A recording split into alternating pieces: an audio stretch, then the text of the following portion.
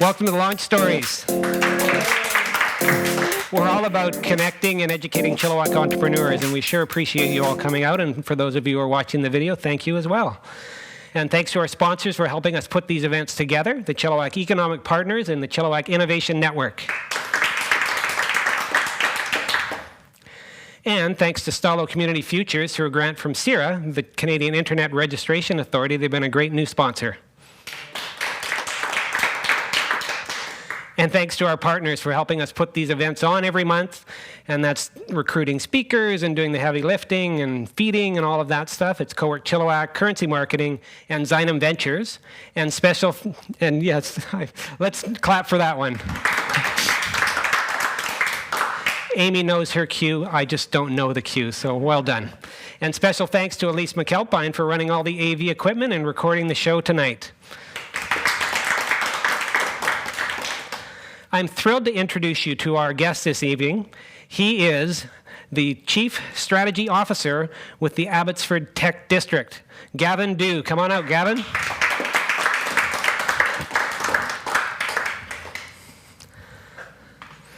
Sure appreciate you. What are we doing here? Are we handshaking? I don't know. I'm good with that. I sure appreciate you coming out and sharing your story. Before we dive into kind of the backstory of everything, you're currently in the role of Chief Strategist with the Abbotsford Tech District. Give us the 15-second elevator speech before we get into the super speech at the end. So Abbotsford Tech District is about a 140-acre, 40-year, multi-billion-dollar private sector investment in building out a cluster for ag and food innovation in Abbotsford, which is already the most productive agricultural jurisdiction in Canada and should obviously be the most innovative too. Awesome. Well, we'll get to that, and I appreciate you giving us a bit of a tease on that. And so I'm curious about growing up. You were born and raised in Vancouver. Yes, I was. And my first question was, Vancouver, or like Richmond or Burnaby or North Vancouver? You know, I think this is a perennial conversation that people have now, which is, when you say Vancouver, do you mean Vancouver? So I was actually born and raised in actual Vancouver. But when you travel around the country or the world, you know, people from Kelowna say they're from Vancouver. And it's sort of just that rounding factor in terms of making sure people in the world understand, you know, where we're from. But I think it also speaks to how integrated the region is, which increasingly, when you look at even the economic region, Vancouver doesn't stand alone. Vancouver is a function of all of its outlying municipalities, and hopefully we're taking a more and more regional approach to thinking about the region. So growing up as Gavin, what were you into as a kid? Well, I started out being into magic, and thankfully you don't have any photos of me with a top hat doing very bad magic tricks. Then I got into model trains, and then somewhere in there I fell in love with drums. And my parents rented a snare drum for my brother. Turns out he didn't like it, but I did. So my mother actually bribed me with, I think it was $5 or $10 to go to my first free drum lesson in a marching bagpipe band at the local cadet corps. Wow. And I was hooked. So parents that introduce children to drums either love that decision or hate that decision along the way. Where did your parents fall? Well, I think one of the running jokes is that every drummer secretly wishes they played the flute, because it's a very logistically complicated instrument. Like, you need to have a vehicle to transport drums. You can't play drums living in an apartment. If you play the drums, band practices are at your house. So just imagine my poor mother, my poor family going through that, and amplify that by the fact that I played in like industrial thrash metal bands that were more than a little bit noisy. So I would say, my mother never said she regretted me playing the drums, but when somebody bought a set of drums for my now 5-year-old daughter, it wasn't me. Got it. So we can't just glaze over industrial thrash metal. What is that? Well, I grew up, I went from playing in bagpipe bands, learned all the rudiments of playing the drums. Rudiments are like scales, but for drums. Went into playing in orchestra bands, then jazz bands, and then I was effectively shanghaied into a heavy metal band by my older brother's friends, because they discovered that I could play the drums pretty well. I didn't know anything about the music they were into, but very quickly they put me on sort of a rapid immersion diet of start with Metallica, and then it got heavier from there. And, I had the giant drum set. I had the nail polish and eyeliner and pierced tongue and smoke machines. The band at that time was called Blunt Trauma, and it sounded like blunt object trauma. So what was the average beats per minute of your songs? Well, we weren't blast metal. We weren't playing that super duper fast stuff. We were very heavy. I would say you could measure our heaviness by the fact that we were mostly in drop B, which is a number of steps lower than typical guitar tuning, plus a lot of distortion and a lot of double bass drums and some flaming drumsticks and some. So did this graduate out of the garage? Or out of the basement? That band didn't make it that far. It evolved into some other bands. I stayed in the heavy space for a while. I was in kind of metal and punk. Did that for a while, and then when I got to university, I had kind of taken a big step back from the heavy metal music and lifestyle. And I ended up playing in like a sequencer rock band that sounded like Radiohead with a cellist. And a bunch of other really exploratory stuff. So, that whole early 2000s Vancouver music scene, almost any band that came out of that scene, probably we opened for them or they opened for us. Our peak CanCon moment was opening for Sloan. That's legit. That's pretty cool. Yeah. What was that? Was that like a small club, or was that? No, that was a big rock concert out at UBC. Okay. We won a Battle of the Bands, and the prize was that you got to open for Sloan. Cool. Congratulations. That was pretty cool. Did you take any money to the bank with that, or not so much? No. I made no money ever as a musician.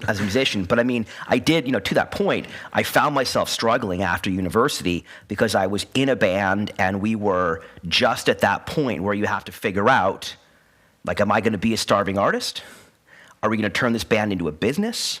What do we do here? And it was a really tricky inflection point because we were just at that point where, the band needed to start touring. Well, none of us were independently wealthy or anything like that. So you're kind of deciding whether you're going to dedicate yourself to 5 or 10 years of relative poverty, try to make it. Like the average one-hit wonder, the average band you see make it has been at it a long time. Like, right. I remember turning on Much Music 10 years after I'd stopped playing in a band and seeing people that I jammed with 5 years before I was in that band finally getting their one song on Much Music. Wow. So it requires a level of dedication. It's a very tricky, I have an endless respect for anyone who sticks it out to make it in the music industry. So you just leapfrogged over education, but let's step back. When you graduated from high school, did you know you were going to go to university, or was that just part of the way it was done at your house? I had to be convinced. Okay. My instinct was that I was going to be a heavy metal drummer, obviously. Right. And that I was going to make great fame and fortune at that point. Eventually, I think I didn't want to go to university, but I was swayed because somebody pointed me toward a really great program at UBC called Arts One, which was sort of an integrated arts program, political science, history, literature. That convinced me to go. And then I think what really amplified my experience in university was getting involved in student leadership. How did you get involved in student leadership? Were you recruited, or you were looking for a club to join, or? So coming from a music background, I loved music. I still cared deeply about live music production. There was a big event out at UBC called Arts County Fair, and it was about a 15,000 person charity rock concert. So I had not been I wasn't involved in politics growing up. That wasn't my dealio, but. I got pulled into something called the Arts Undergraduate Society. I got involved in producing this big charity rock concert. Then it lost $80,000, and effectively it was going to get canceled or was going to get turned around. So I really kind of suddenly found myself very immersed in kind of business and leadership and turnaround, which is something that's continued to be a theme, because I was the only person willing to put my name to being the director of finance for this big rock concert. And so you graduated UBC with a BA in English literature. Yes. I chose my major mathematically, ironic for a literature grad. But tell me more about that. Yeah, I was coming up on in between my third and fourth years. At the time, I had been elected as the vice president of the student government, and I was trying to decide, what do I care about? What do I want to graduate with? And I had fallen in love with business. I was really interested in politics. I was really interested in economics. And I was also running at the time, a $23 million organization in the student society, doing a lot of really practical applied stuff. And I was wrestling between kind of the instinct to do more academics and the desire to graduate, get the heck out of there and go get a real job. And I weighed all of my different options, and I realized I could stay and do a 7-year undergraduate with a double major in whatever. Or I realized that if I did 6 more English classes, I could graduate quickly. So I have a degree in English literature. I love literature, but I also I'm glad that I made that choice because it allowed me to kind of take what I learned and begin applying it in the real world faster. And they say many or most likely students at graduate university aren't necessarily pursuing the thing that they got a degree in. It was more the... Almost nobody does. Right. Almost nobody does. And I think arguably when you look at kind of the labor market, one of the things that I used to teach people, I worked in alumni relations and I would run career workshops. Completing a university degree demonstrates your ability to start and finish something. And the labor market will look at you and say, you've got a degree in something. Nobody's ever asked me for a transcript. Most people don't know what my degree is in. I don't think anybody really cares. The BA or the bachelor's degree is almost the new high school diploma, depending on where you're going and working. In other instances, vocational training and other things are more relevant. But I don't know a lot of people that work in the specific area that they studied. We're going to dive into some of your experience and projects along the way, but I'm curious, as I looked at your extremely long LinkedIn past and trying to paste it all together and say, how did he do all of this? One of the other pieces was that you stopped along the way to pursue an MBA at Oxford University. I won't begin to pronounce the business school name. You said it better than I could. Said. There you go. Yep. And that was actually in the UK, yep, where you did a residency there and took this. Tell me about that. Yeah, so for me, I had found myself working increasingly in and around business. I was doing things that were business. I had become a public relations and corporate communications consultant, and what I didn't like about that is that I didn't know the underlying business that my clients were doing. And I felt that I would not be adding as much value and I wouldn't have the opportunity to be genuinely involved in business if I didn't understand business fundamentals better. So for me, it was kind of backfilling some of those things that I didn't have much experience in. It's also, whenever I get asked to give people advice who are considering doing MBAs, I always say if you're going to go do an MBA or another professional degree, there's really 3 things you're getting. You're getting an education, a network, and a brand. And I was really conscious of wanting to kind of build my network. Frankly, I was insecure. The dean of the business school on our first day there said, "Congratulations, welcome to your MBA program. You're all here because you are insecure overachievers." And that pretty much set the bar. But for me, it was a huge learning opportunity. It was an opportunity to feel more confident in my knowledge of business, whether as a business person or as someone advising people in business. When I went there, like a lot of people that do MBAs, I thought I'd end up working at McKinsey or Goldman Sachs. And what I ended up doing is a different version of what I'd be doing before because I realized that what I knew how to do added value for other people. Like I found myself media training my classmates on lunch breaks and things like that. And I realized it wasn't that I wanted to dramatically change from what I was doing.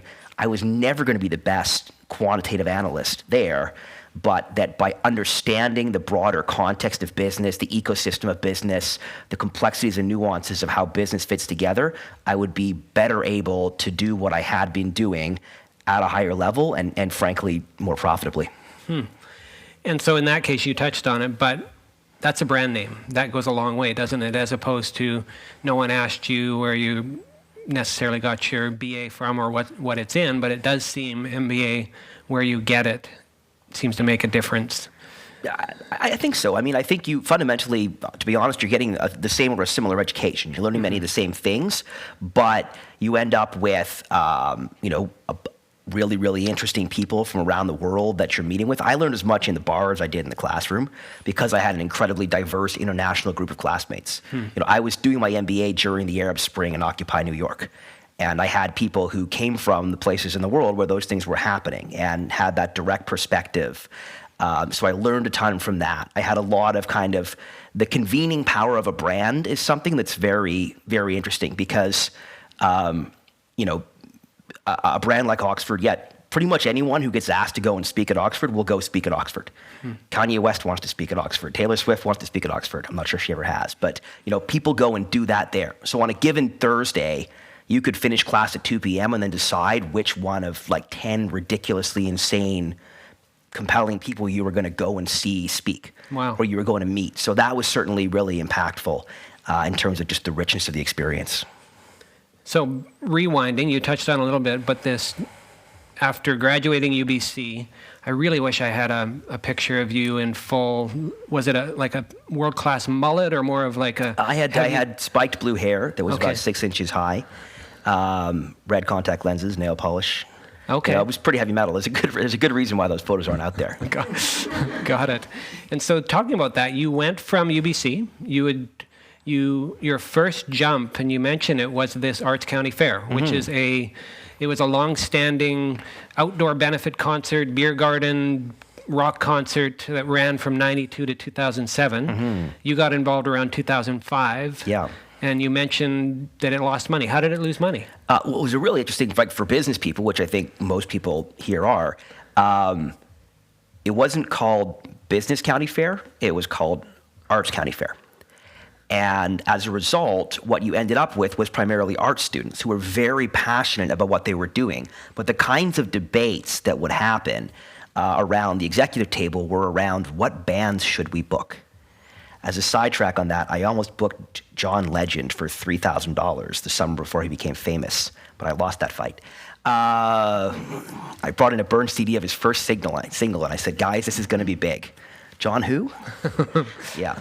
But there wasn't a really big business focus because it was Arts County Fair. So it had a bottom line that was somewhat obscured in a bigger budget.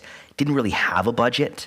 Costs had gone up dramatically. I mean, anyone who's a business person will recognize this.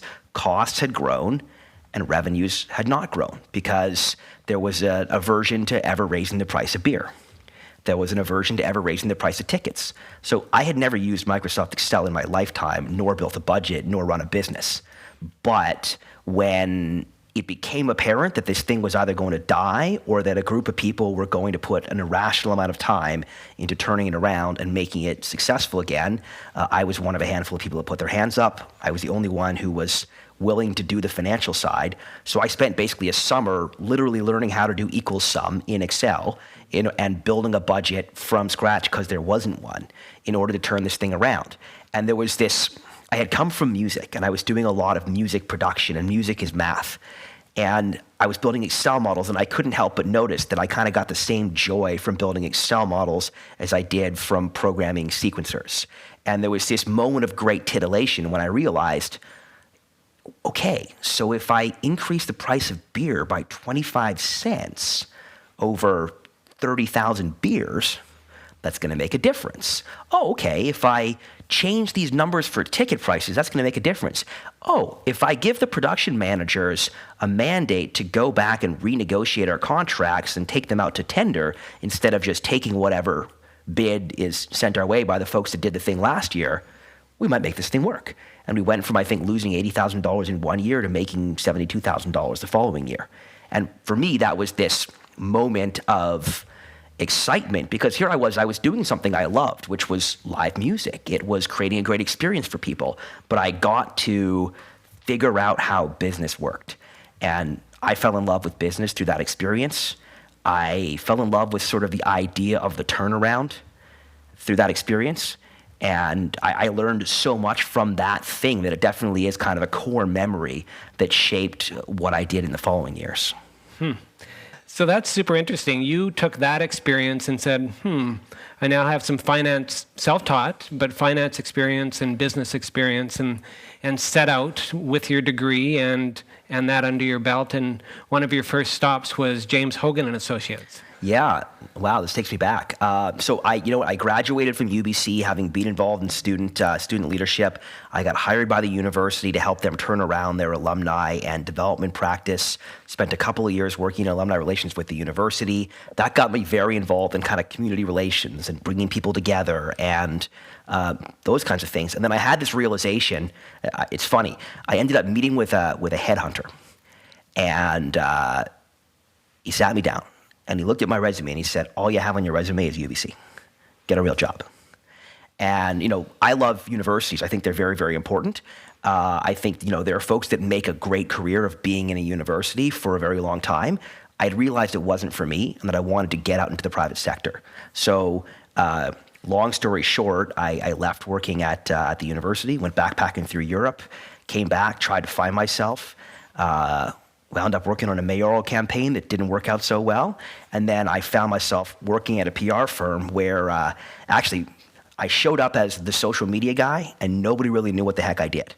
Because this is when setting up a Twitter account was something you could bill for. This is really early days on social media, and I was like the social media guy when that wasn't really a thing.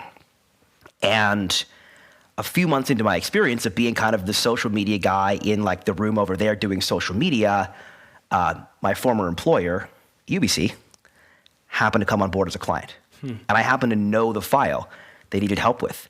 So I went down the hall to the folks that did kind of the complex issues management work, and I said, hey, guys, I know a little bit about this file. Can I help?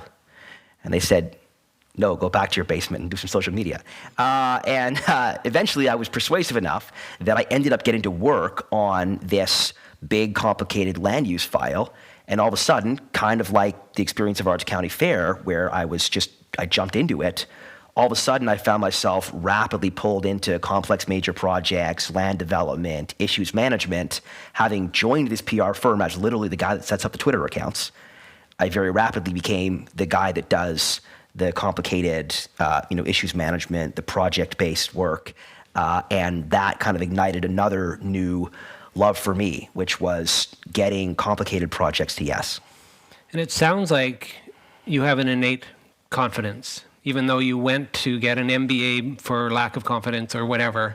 But it sounds like your ability to put up your hand and volunteer and learn has got you a long way. Well, I have at least the ability to fake confidence at the drop of a hat, but I don't know if that's necessarily just confidence. I think to me it's curiosity. It's curiosity, it's hunger, it's impatience maybe sometimes. I just love learning. Like I was when I was a kid, my mother is like 3 inches shorter than her sisters because she would stay up all night reading books. I'm 5'9". I'd probably be 6'2" if I hadn't spent all night reading. I love consuming content. I love learning things. I love connecting dots and putting things together. And for me, for whatever reason, business is one of the ways in which I love to do that. And big, complicated, major projects and major policies they're this unique, special thing where like they're huge, they're tricky. You solve one problem, you've got 37 more to fix. And if somehow you can figure out your way to kind of navigate through all of that, then you get to the promised land beyond, which is you actually get to get a shovel in the ground. And you get to build something that hopefully has a really positive impact for people.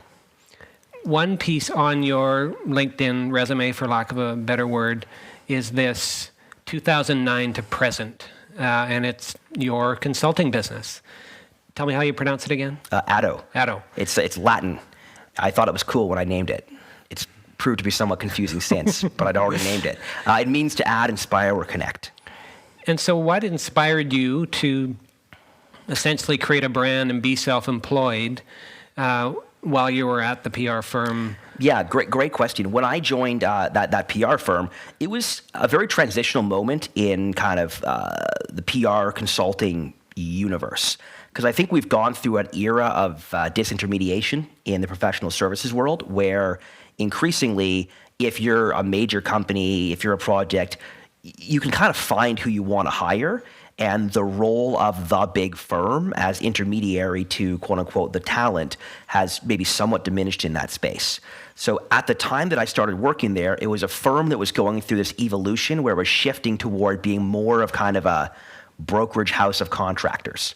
So I had the choice when I started there of being a salaried employee and I get paid X, or I could be a contractor and get paid based on how many billable hours I was able to rack up. At the time I was very junior, so by basically being useful and having people wanting to put me on their team, that would determine how much I got paid. And I made the willful choice to have more upside potential and more downside risk. And so I started out just having this company, which was kind of quietly, behind the scenes, and my business card was that I was with this firm. And then gradually over time, I shifted it into being my own single shingle consulting practice and grew it out from there as a vehicle for all of the different, primarily the consulting work that I do. Got it. Did you have any entrepreneurial mentors or even just the basic of setting up a company? Did you go to a law firm? Did you do it online? I had no idea how to do any of that, but I had good advice from my first ever business partner, who's still a good friend today. I remember my first ever consulting contract, which was another friend that set me up with that. And I still use the same accountant that helped me to set up that company in 2009. Do you enjoy that part, the administrative part of running your single-person shingle? No, I hate the administrative part, and that's why I have good people that I look to help with that. With that said, I love the making of companies, right? One of the things, I think for anybody who's had a little bit of experience, you end up with certain things you end up mentoring people on, and you kind of realize at some point that you have your spiel on X. I have not a package spiel, but I have a spiel I have now given many times on, I'm quitting my job at a big company, I'm gonna go out on my own, what do I do? And some of that is use this tool. Some of that is save a lot of time and money this way. Some of that is don't do this thing. Some of that is, a big part of it, I think, is helping people to understand their risk appetite. Because, what is entrepreneurship? Fundamentally, it's a willingness to take risk. Calculated risk, hopefully, but there's an efficient frontier of risk and reward that people talk about in financial markets. It's the same thing in entrepreneurship.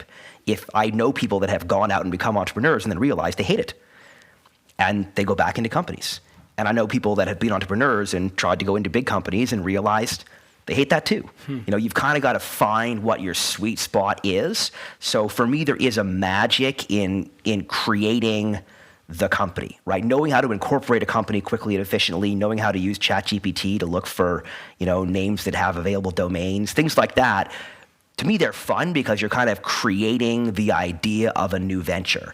And then it comes down to, once you've created the idea, how do you put it through sort of enhanced interrogation so that you can fail quickly if the idea is not going to work? And I think that's a really interesting, fun, fundamental part of entrepreneurship is the beginning of organizations. So one of your first big projects that you took on in the consulting role was working for Trans Mountain. And you were what was your role there? It was a complicated role. I did a whole lot of work around procurement, jobs, a lot of work around how we built our relationships with communities. So I had, when I was at Oxford, I wrote a master's thesis on what's called social license to operate, or how major companies get permission from communities to do things, or to enact policies, to build things, what have you. I did that because I was convinced that kind of reputation, legitimacy, and trust were corporate assets. And that if you had them, you could do things, and if you didn't have them, you'd fail. So I did a whole bunch of research around how does that actually work? And how does that determine the fate of companies or projects? And it happened that part of my thesis was using opinion research to measure these things, and I used Enbridge Northern Gateway as my test case. By the time I was coming back to Vancouver, it was going through some serious challenges, and there was a project nobody had ever heard of called the Trans Mountain Expansion Project. So when I started looking around Vancouver, figuring out what I was going to do next, I think 5 different people said, you got to go talk to this company you've never heard of. Go talk to them. And it was, again, sort of fortuitous coincidence that I'd been savvy enough to be a little bit ahead of the curve and realized that we were entering an era in BC above almost anywhere else, but in Canada and the world, where it's harder and harder to build things. And in order to do so, you have to build trust before you can build assets. So remind me, is this essentially trying to put a pipeline through Burnaby Mountain? Is that Well, this is one trying of to the put, yeah, it's a 1,000-kilometer pipeline project. Got it. So, I mean, for background, at the time, Canada had 810,000 kilometers of pipelines. Yeah. This was an additional 1,000 kilometers of pipeline. But it was a moment in which energy infrastructure had become a very complex and divisive issue, which had almost sort of been weaponized politically and become this intense divide. So a lot of the work that I was doing was around helping to make sure there were benefits for communities and that those benefits could be seen, and helping to build energy literacy and economic literacy around the implications of having or not having market access. So, you know, the big number that got thrown around a lot at that time was $50 million a day. We were essentially foregoing $50 million a day and subsidizing the American economy by $50 million a day because we did not have access to Tidewater to sell Canada's resource assets at a market price. You're drawn to these huge, complex, politically challenged, multi-stakeholder problems. Why do you think that is? They're big, they're fun, what's the point of doing easy stuff? I don't know. I'm a masochist or something. Sometimes I wake up and some people thrive by just getting their daily checklist done, right? I don't think I could do that. Yeah. I mean, trust me, there have been days that I've, in all my complex major projects I've done, there have been days when I've woken up and I thought to myself, like, why didn't I pick something easy? Why didn't I pick something where I could coast? But I just am not capable of coasting, I suppose. So even in your early days of, okay, I'm not going to be an employee, I'm going to be a hired contractor, how did you wrap your mind around compensation or things that your clients could deem as a key performance indicator, for example? Yeah, that's a good question. I think anybody who is an independent small business person, especially if you're in some kind of professional services, there's always that struggle of figuring out not just, how do I get paid in this moment, but how do I build kind of my portfolio of jobs or portfolio of assets, because the era of staying in the same company for 30 years is over, right? The last time I looked, the average tenure in a job was 18 months. Now it's probably closer to 12 or 14, right? The relationship between employee and employer has fundamentally changed. We're in the era of the gig economy. We're in a radically transformed labor market. So I think that has required everybody to think differently about how they structure their relationship with work. I think if you're entrepreneurial, you kind of have to figure out what's my hedged portfolio. So for me, I gradually transitioned from being a salaried employee to being, when I had no dependents and it was just me, it was easy to be a consultant, eat what you kill, do well or don't. Now I have kids. It's important to, make sure that I have security for my family. But just gradually evolving from kind of salaried employee into consultant, into maybe consultant with some skin in the game in the form of, KPI bonuses or what have you. The structure I found that works well for me is I usually have one huge, giant, major, big project going at once, and then some other smaller pieces of work kind of wrapped around it that might be smaller consulting clients. They might be startups where I've got some founder shares, those kinds of things. So to me, I kind of think of it as a portfolio where I know some of the things I'm going to do are going to fail. And I just try to build a hedged portfolio where I know that I'm going to be able to pay the bills, and I know I've got the potential for upside. Because you never know what's going to fail spectacularly and what's going to work surprisingly when it comes to startups. So jumping from, trying to get a pipeline through, that sounds like a easy project, to another potentially controversial area of the economy is gaming. And so you worked with and for the Great Canadian Gaming Corporation in Ontario. Tell me about that project. Yeah, I ended up spending the better part of 3 years of my life living on planes, flying to and from BC and Ontario. And this all started with, so not to get too far into the industry details, but Ontario in the 08-09 downturn realized the need to generate more revenue, and especially more non-tax revenue. So they started going through a process of modernizing and privatizing gaming in their province because they were leaving vast amounts of money on the table that was basically being hoovered up by the states. People would go over and gamble in Niagara Falls on the American side. There was also a huge amount of underground gaming that was happening as well, which basically means money going to organized crime. So they went through a big, complex process of taking their entire land-based gaming casinos to tender, and a bunch of major companies from around the world all bid to take over bundles of casinos. I worked with a partnership between Great Canadian and Brookfield that we beat everybody in the world, basically. Pretty proud of that. We beat all of the big players in the world to take over the crown jewel of gaming in Ontario, and we ended up taking over around half the market. So we went from a few hundred employees when I started working on it to I think north of 8,000 by a couple of years later, through a combination of taking over existing operations and investing a couple $1 billion in building those out. And that was again, I think we had more than a dozen properties. So just navigating complex issues, negotiating agreements with municipalities, with First Nations, navigating just a changing policy environment around all kinds of different aspects, and also a pretty fraught time in the Canadian gaming market with some really serious issues and concerns around anti-money laundering. How did you get that job? Like most jobs, somewhat accidentally. How did I end up with that job? I'd gotten to know someone who worked at the company just in passing at events. I had wrapped up what I was doing. I was looking for the next thing to do. We had lunch, and you have lunch with a lot of people when you're trying to figure out what you're going to do. And he said, we've got this thing, like most of my jobs that have been major projects, they've started out as, hey, maybe there's like a few months of work here and gone for 3 years. And it started out with, there's this kind of bid-based process. Can you help us to figure out our strategy and approach and write some of the bid stuff? And I did. And one of the centerpieces of the first bid we did was basically around meeting 21 conditions imposed by the city of Toronto in order for there to be any expansion of gaming allowed in the city.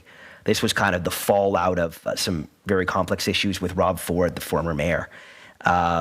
So we had 21 conditions to meet. Nobody had any idea how to do that. And through the initial kind of bid process, I ended up owning that and some other pieces. Then we won.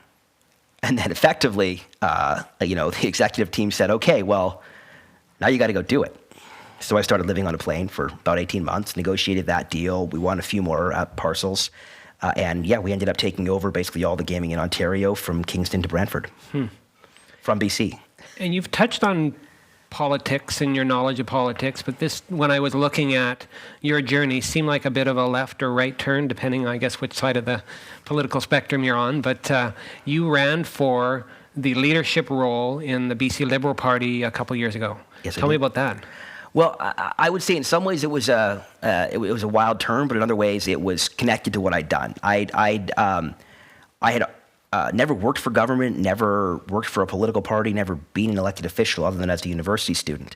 But I had always been adjacently involved with politics, right? I mean, whether you care about politics or not, politics cares about you. And when you're in the business of complex policy, major projects, business, you're constantly dealing with regulated industry. You're dealing with the effects of politics on the business that you're trying to do. So I had been involved in that regard. I had, as far back as 2008, 2009, I was a young whippersnapper once I had less gray hair. And when you're young and involved, you kind of get pulled into stuff. So I'd gotten pulled into helping, for example, helping Gordon Campbell with a bunch of stuff in the 2009 election. I'd been around the BC Liberal Party, and I had, in my view, I had watched it suffer the fate of any organization that fails to renew. And there came a leadership race, and I was looking. I had started an organization called the Forum for Millennial Leadership, which was a nonpartisan organization focused on trying to get more young people into politics. And through that, I had done a bunch of work around the composition of municipal, provincial, federal politics. And I had realized, to my great chagrin, that BC actually had the oldest legislature in Canada. And that we had basically systematically failed to renew generationally, kind of across the board. And at the same time, the affordability issues that are now in everyone's face were starting to bubble up. And the kind of alienation of that younger generation was starting to bubble up. And as a young person involved in business and tech and entrepreneurship, I was seeing that community of really the next generation of business leaders drifting away from feeling engaged by politics, feeling as if they were marginal, not seeing themselves represented. There were very few elected officials under 40 in all of BC. I wanted to do something about it, so I started out by starting a nonprofit, boot camping candidates, doing some media, trying to basically create demand for generational renewal. And then when a leadership contest came up for what was then called the BC Liberal Party, I thought somebody has to go into this thing as the champion of generational renewal. And I looked pretty hard to try to find someone to do it. And unfortunately, when you don't find someone to do it, you got to do it. So, I ended up stepping forward and running, basically trying to push that message of generational renewal and frankly, trying to reclaim the middle of the political spectrum and create a bit of a bridge by which that incremental urban or suburban young professional could see themselves in the party that I was running to lead. So the traditional path is, okay, I'll maybe get involved in the chamber, and then maybe I'll be a city councillor and perhaps a mayor, and then run for MLA, and then eventually get tapped on the shoulder to run. This is like leaping over top of that. Were you seen as, who is this guy that's coming in from the outside, or did you gain some momentum? Yeah, I never felt as if I was unwelcome by any stretch of the imagination. That was never an issue. I always think that, the most dangerous people in politics are the ones who have nothing else, no other source of meaning or belonging. I think it's really healthy for there to be renewal in the political system. I think we ought to have term limits. I think we ought to make sure that we have kind of dynamism and turnover, because if you don't, what happens is the longer you're in politics, the further away you are from the realities that business people face on the ground, the realities that people and families face on the ground. So I never felt any hostility. Obviously, I didn't win, but I certainly felt welcomed, and I felt as if the ideas that I was talking about were welcomed. I think that a lot of people kind of got the message around generational renewal, and it'll be very. I think that is a struggle that we're going through in Canada as a whole, is kind of that generational renewal, and then also the intense kind of division that we see in our political system. Before we jump off of this, I've got to, put on your PR experience, your social media experience, and now complex business strategy experience. What's your hot take on dropping the BC Liberal name and now being a new name that I'm failing to even remember? BC United. Thank you. I think it's been challenging. I think that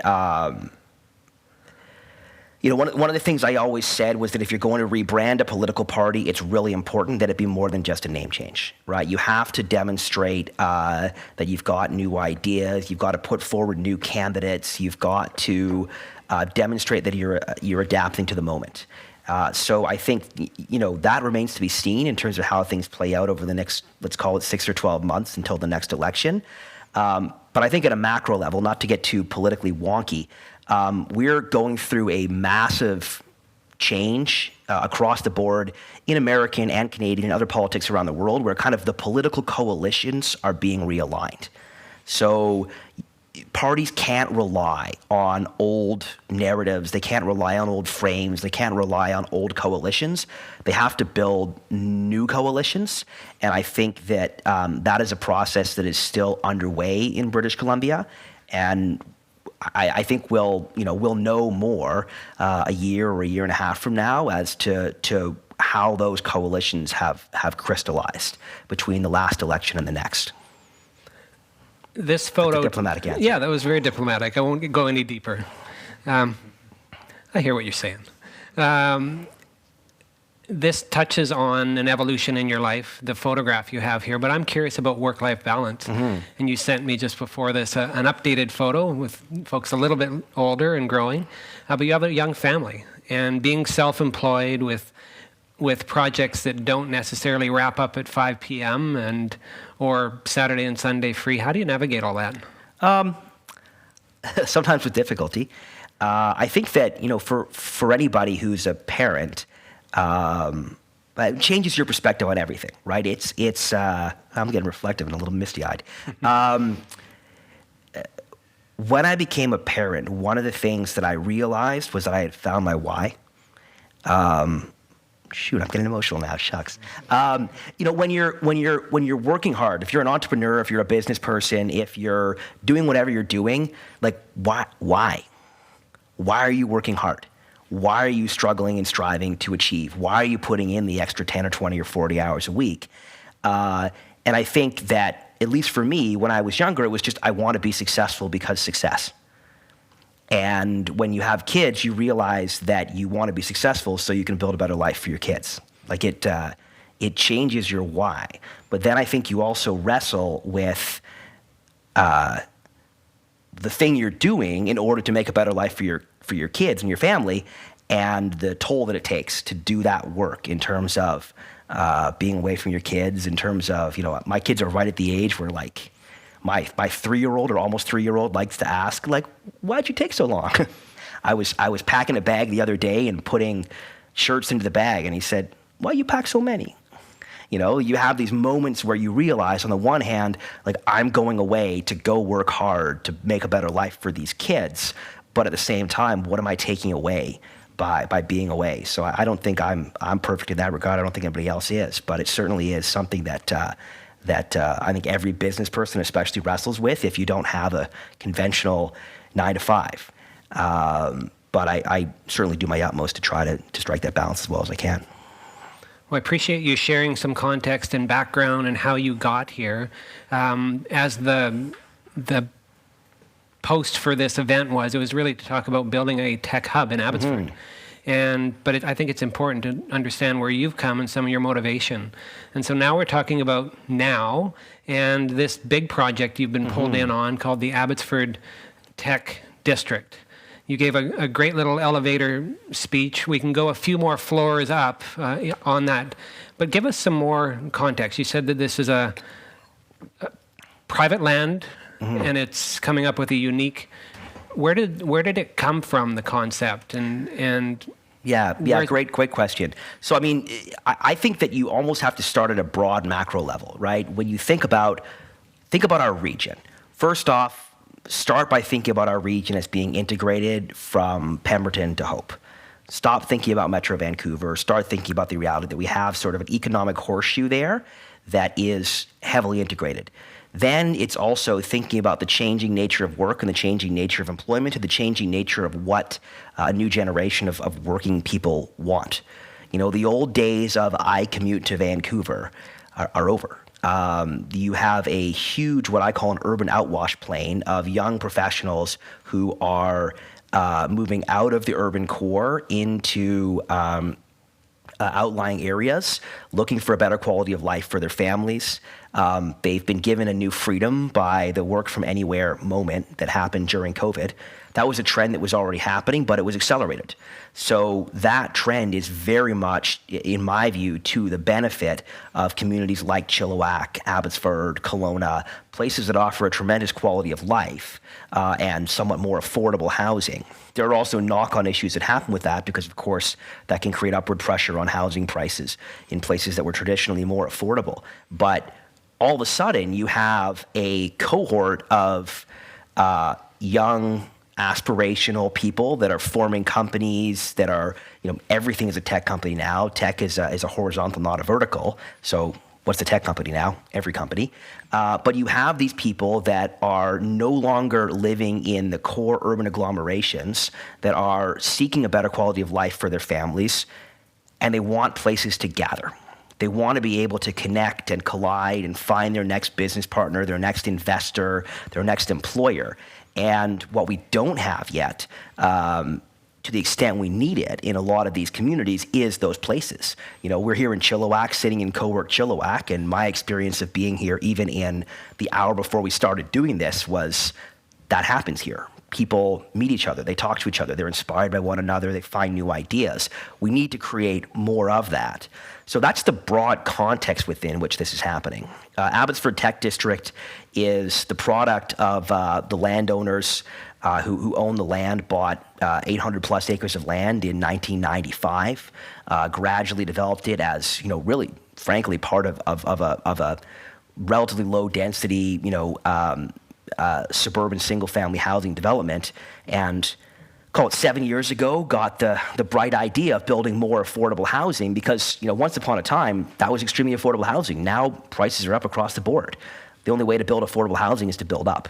And the right way to build sustainably is to build up and to try to build complete community. So really at its heart, the project is about taking 140 acres of land that's currently zoned for residential development, turning that into a mixed-use innovation district, and building a complete community where people can walk to work in jobs, the jobs of the future. Tech-oriented jobs that are going to excite young people, combined with high-quality post-secondary education that's going to prevent people from having to leave the Fraser Valley to get the education they want. Because the Fraser Valley as a whole is the largest population hub in Canada without a comprehensive university. So there's a whole bunch of threads that all fit together when it comes to improving the quality of post-secondary available locally, when it comes to affordable housing, when it comes to food security, sustainability, climate change. There's all of these macro things that, goes back to the overall themes of our conversation. When you start working on a big, complicated, major project, it's never as simple as can we do this or not. It's if we're going to do this, what are the implications for reconciliation?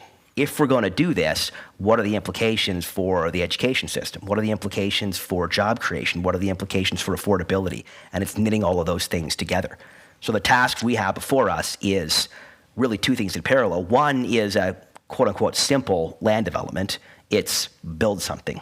The other thing is build the ecosystem that will make the development possible and will benefit from the development in order to lift all boats across the region, particularly with the focus on agricultural technology and food security. So there's different ways there's different origin stories for tech hubs. Like you mentioned Kelowna, and it seems to be Club Penguin was a very successful gaming company, technology, it grew, it had some cluster.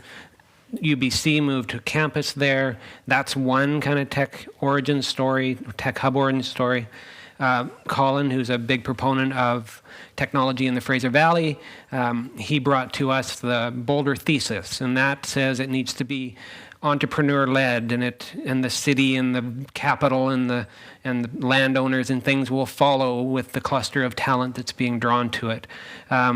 One that's not particularly successful is a city saying, okay, we're going to plant our flag and we're the next Silicon Valley and we will build it and they will come. And so what makes, in this case, a developer-led, landowner-led initiative have some magic?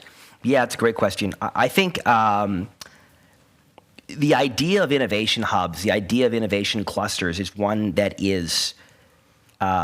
it's evolving, right? It's it's what the innovation nerds would call, it's in an era of ferment, and it's going through the emergence of a new dominant design. So what is office space anyway? What is it, right? I mean, office space has evolved over time. It's, you've gone toward open plan offices. You've had all these changes happening. Increasingly, there's a lot of demand for what would be called third spaces, right? Starbucks originally positioned itself as a third space, changed the very nature of the coffee shop and the nature of coffee. Office space is being fundamentally disrupted because what you have is an employee base that want to be excited by where they go to work. They want more of a integrated feel. They want to bump into people from different spaces, be inspired. They want to have all those things, not just be in a static block of offices. So the nature of the office space is changing, and I think 10 or 20 years from now, we won't even talk about innovation hubs. We'll just talk about offices because fundamentally that will be the new design. In order to get there, in order to create these innovation hubs, what you need is kind of a special sauce. There are all these different ingredients out there, and I think in different cases, they've come together differently. So if you look at New Lab in Brooklyn, really the starting point was a defunct building that got redeveloped in part to revitalize a neighborhood. If you look at the Ion in Houston, it came from making lemonade out of the lemons of a failed Amazon HQ2 bid. and there was some momentum that had come together. When you look at what happened in Kelowna, I think that the amazing thing that's happened in Kelowna was the combination of Club Penguin and UBC Okanagan. If there's a comparison that I would draw, I want to help the University of the Fraser Valley have the same experience that I want it to drive the same experience for Abbotsford as UBCO did for Kelowna, where there was just a massive laddering up of the breadth and quality of the opportunities available there. And I think there's no reason why the University of the Fraser Valley shouldn't be the Guelph of the West. You know, a fundamental leader around ag and food innovation with a very applied, hands-on approach would serve the entire Fraser Valley, not just Abbotsford, very well. And that's part of what we're trying to unlock. So I think, I'm not sure every innovation hub necessarily is driven by just entrepreneurs. I think that the common thread I've seen across every successful innovation hub is people with a vision and an unreasonable level of stubbornness who are willing to push to get it done. I also do some work on an innovation hub in Vancouver that's very, very industry-led by, you know, a very kind of brave, bold set of young entrepreneurs who are pushing really hard to create conditions within which it makes sense for a developer or developers to build space to accommodate a hub. In Abbotsford, we've got land and capital. We're waiting on policy. So, you know, it's different everywhere. And I think that every innovation hub I'm aware of is kind of learning from one another and combining some of these fundamental ingredients together. But the key is I think it's vision, I think it's stubbornness, and I think it's building community around what you're doing and inviting people to be part of it. Because that ultimately, once the thing is built, that will animate the space. But before it's built, you have to convince people that it should be built. I guess one of your first steps is getting excitement from the city of Abbotsford and changing their OCP. Have you had some initial success in that regard? Are you getting some momentum going? Yeah, we're doing that as we speak. So, you know, I feel great about where we stand with stakeholders and the public in Abbotsford. I do opinion research regularly. When we first started, we had 8% public support. I was turning around a previous project that frankly hadn't gone well. Today, we're at, you know, across the last 3 opinion research surveys we did, we're at about 68% public support, and among people that have an opinion, so there's a bunch of don't knows in there. Among folks that have an opinion, we've been tracking at about 89% support for the last year and a half. So is the public there? Yeah, it is. Are the stakeholders there? I would say they are. We had a fantastic conference we did last Friday. We brought together you know, we had 3 consul generals, MLAs, Google, Microsoft, folks from across industry, from across the region, coming together to talk about ag and food innovation. I'm really happy with where we are from a stakeholder perspective, from a public perspective. Now, as with any major development, we have to work our way through, frankly, regulatory, government, permitting processes, and that's what we're doing now. It seems like, this is a bit of a sidebar, but I imagine it would affect you and that public support. But it seems like tech is in this era of reckoning. It went that tech was going to improve everything in our lives to now, oh boy, what did we create with these massive companies from Amazon to Microsoft? And then also another piece on top of that is we now read headlines that some of these big companies have laid off 10,000 people, or San Francisco is cratering with vacancy and so forth.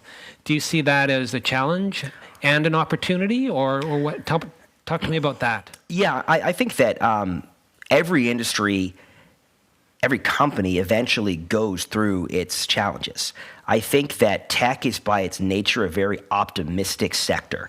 Like, to work in tech, you almost have to be unrealistically optimistic. You have to believe that you can disrupt and change and transform a sector, or at least like do unrealistic things. That fundamental optimism sometimes can put blinkers on, and I think that what happened in the tech sector, particularly kind of big tech, is there was a naivete and an assumption that people would always love tech. One of the great virtues of my experience working across different sectors is I've had the opportunity to see sectors experience reputational collapse. If you look at something called the Edelman Trust Barometer, you can see how different industries have been trusted or distrusted in the world and in Canada. Tech fell off a cliff in the last 5 years because you had a series of different issues and scandals, particularly around privacy, around employment conditions, things like that, that kind of shook the idea of tech.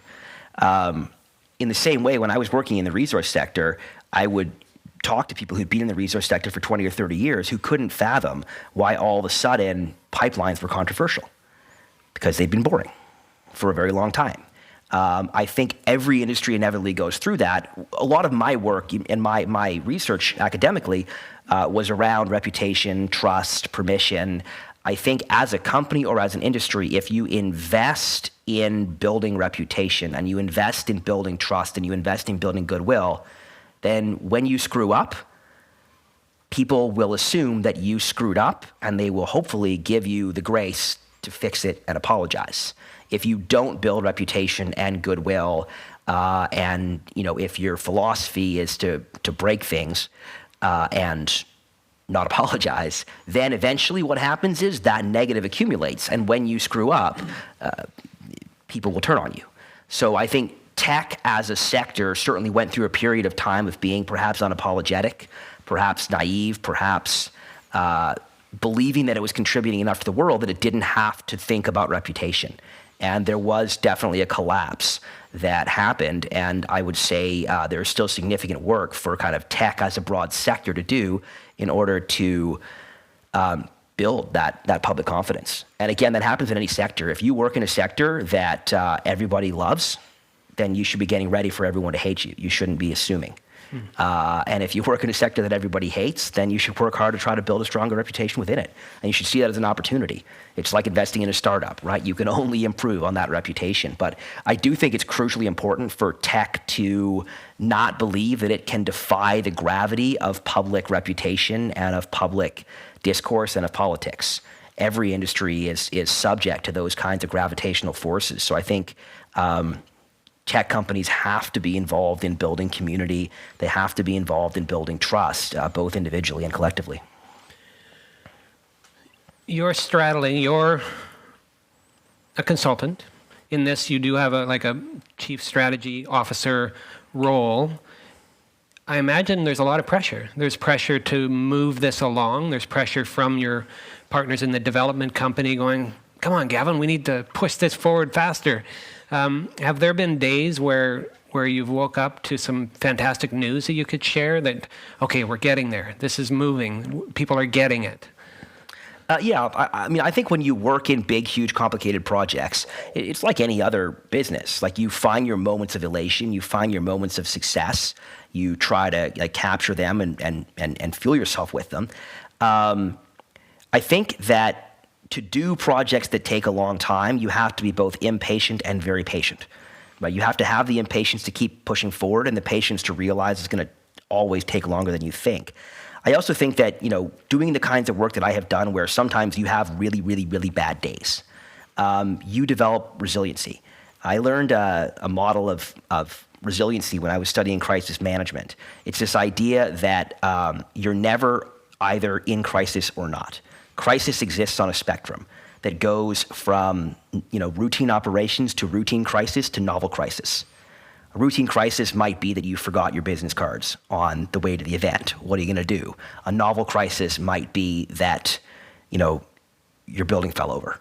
But the more resiliency you develop, just like going to the gym, building muscle, whatever else, in whatever field you're in, the more difficulty and stress and crisis you go through, the more you push out the threshold of what constitutes a disruptive crisis for you.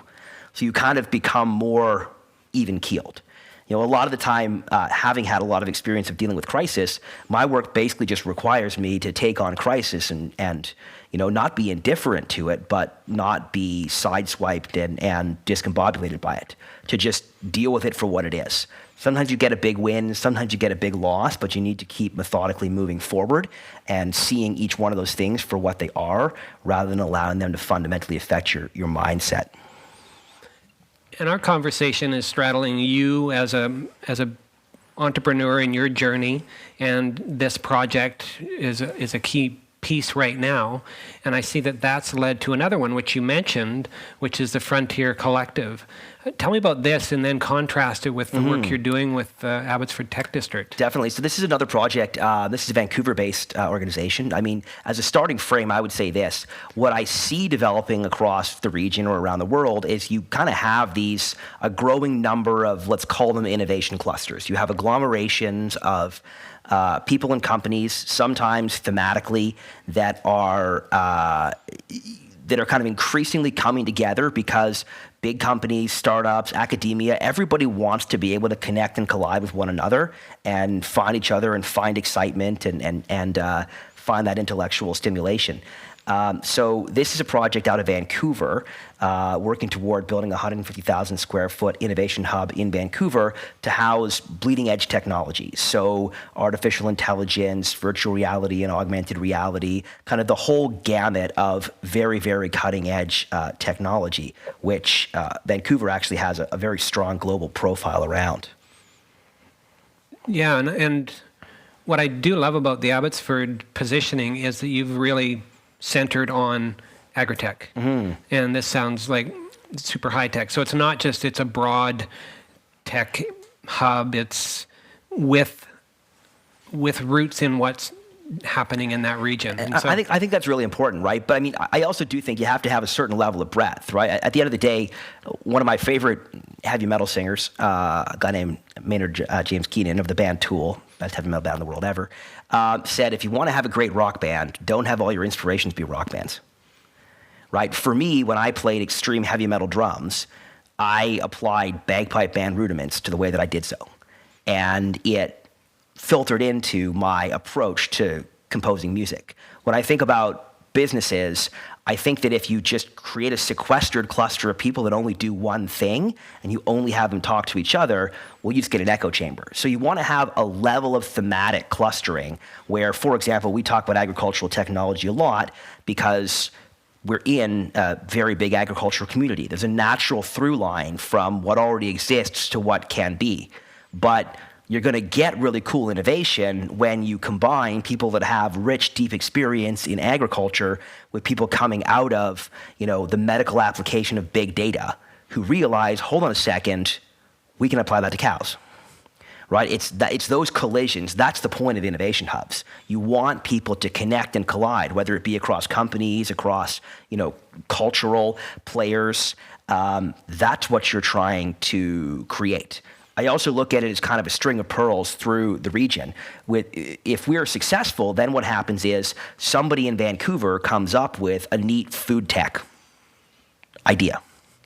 Well, I can tell you that one of the big reasons why you're going to see unsuccessful investments in agri-tech is when you have tech that's being developed as solutions looking for problems without having gone through, the bullshit filter of the actual farmer.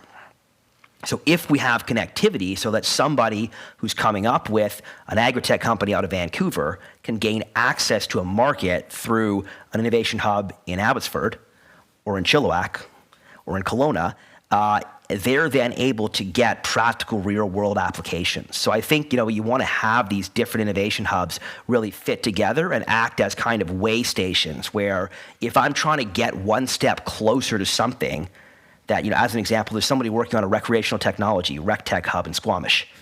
Okay, well, if you've got a really cool rec tech play and you live in Chilliwack, how do we make sure you're connected to folks in Squamish? Because you might be able to move faster there because there's already a cluster. Or you might be able to get access to market there. So really, at the end of the day, what do these things exist for? They exist in order to bring people together and create regularity of collision, right? It's like, when you go to an event, like the event we're at today, yeah, you're going to hear somebody like me yak on for a while about something, but you're really going to bump into people who are like-minded and have interesting conversations that might lead somewhere. That's really what an innovation hub does, done right. You've got good coffee, some cool collision spaces, a model that can work economically, and the opportunity for people to collide with folks that they might want to do business with. I say this in the most loving way possible. Being a UFV alumni, and there are others in the audience, they're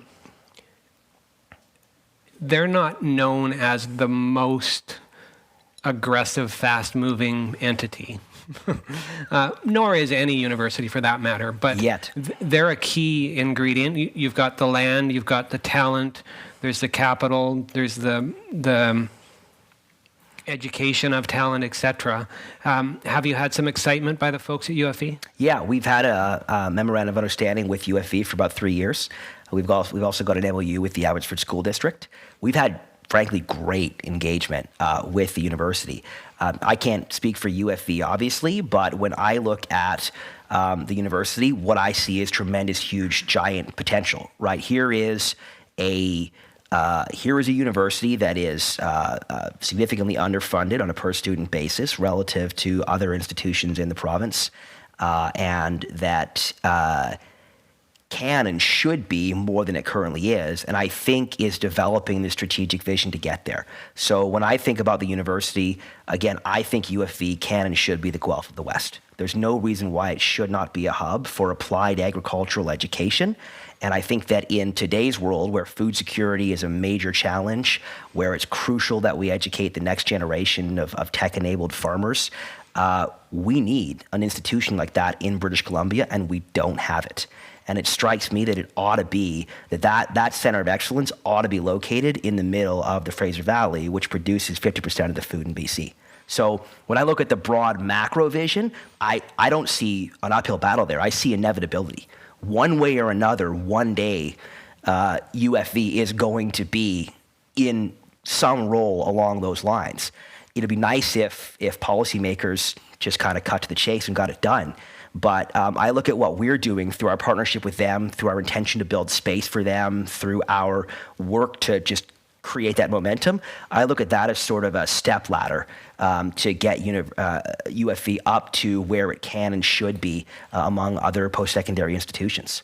And the work that we're doing is not exclusive to UFV. I don't think there's any downside for any other university to that institution being lifted up and put in a better position to work with all of its peers. But we absolutely crucially have to lift our game across the province on ag and food education.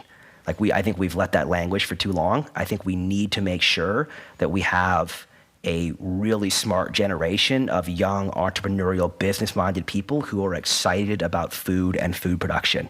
Because you can't eat VR and AR.